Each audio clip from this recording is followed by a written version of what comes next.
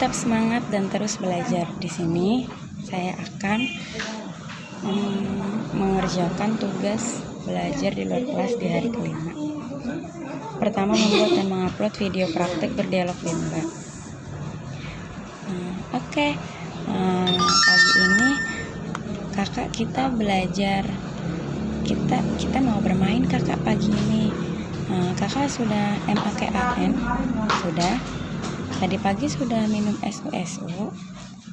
Sama siapa kakak? Sama MAMA. Oke, bagus kakak. Nanti sekarang kita mulai belajar bersama Ibu GUR. Oke. Jawablah pertanyaan mengenai fun learning berikut ini. Apa pengertian fun learning? Yaitu pembelajaran yang menyenangkan.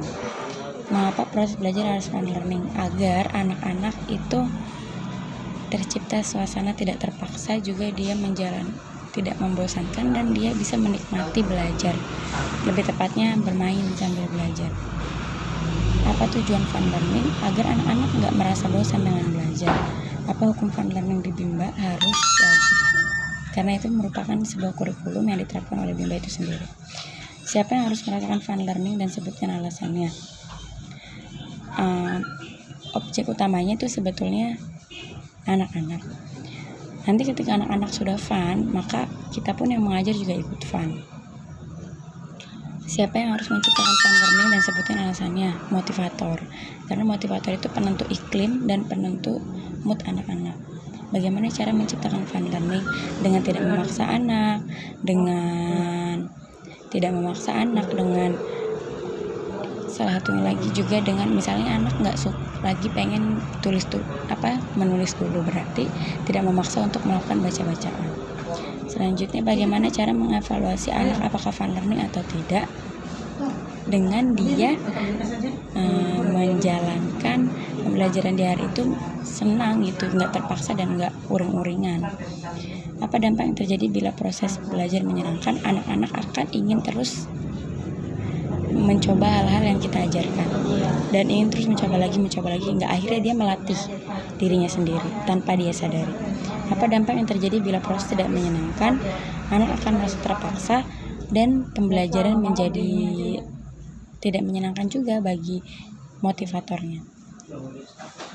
Apa pengertian small step system? Untuk menciptakan sebuah pembelajaran yang fun learning, maka diharuskan untuk melakukan tahap small step system, yaitu pembelajaran yang secara bertahap. Karena ketika pembelajaran langsung gitu, itu akan menyebabkan anak merasa terbebani. Mengapa proses belajar harus dilakukan secara bertahap? Karena dengan pembelajaran secara bertahap, anak bisa menjadi fun learning gitu, karena belajar itu ya alon-alon gitu kan.